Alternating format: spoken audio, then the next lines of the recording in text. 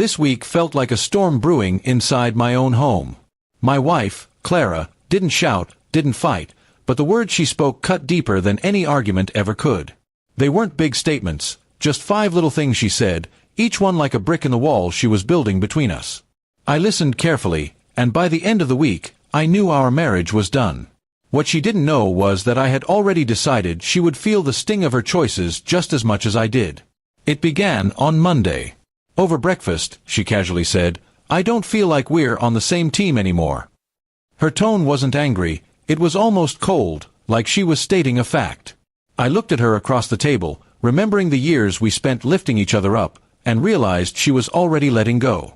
I didn't argue, I just filed the words away in my mind. On Tuesday, she said, "Sometimes I wonder what my life would be like if I hadn't settled down so young." That word, settled, burned me alive inside. Settling was what you did for less, not for love.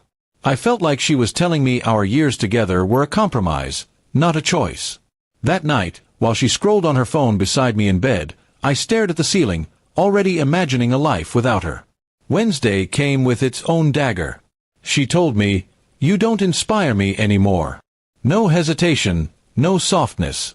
Just the blunt truth from her lips. I thought about the long hours I worked, the sacrifices I made, and how I'd built a stable home for us. But in her eyes, that wasn't enough.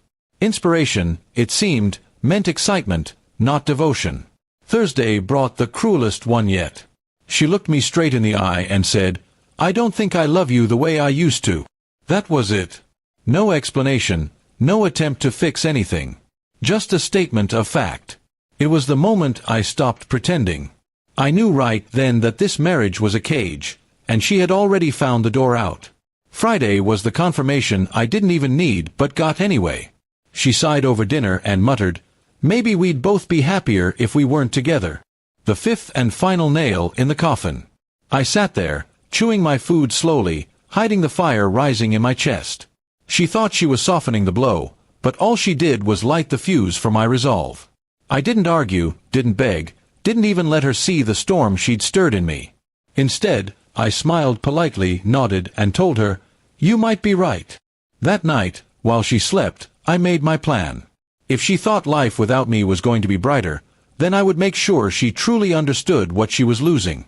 Over the weekend, I gathered everything I had built, bank accounts in my name, investments she didn't even know existed, and the business I had started quietly on the side. She thought we only had the modest savings we managed together, but I had worked in silence, preparing for storms just like this one. On Sunday morning, I told her calmly, "I've been thinking, and I agree. We should separate." She looked surprised, as if she expected me to fight for her, to plead. Instead, I packed my bags that same day and left her sitting in the house she thought she controlled. What she didn't realize yet was that the house wasn't hers to keep. Within a week, the legal papers arrived. I had already transferred the deed of the house back into my name. It had always been mine before marriage. The accounts she thought she'd split were far smaller than she imagined. And the real wealth, the business and investments, were locked safely in my hands.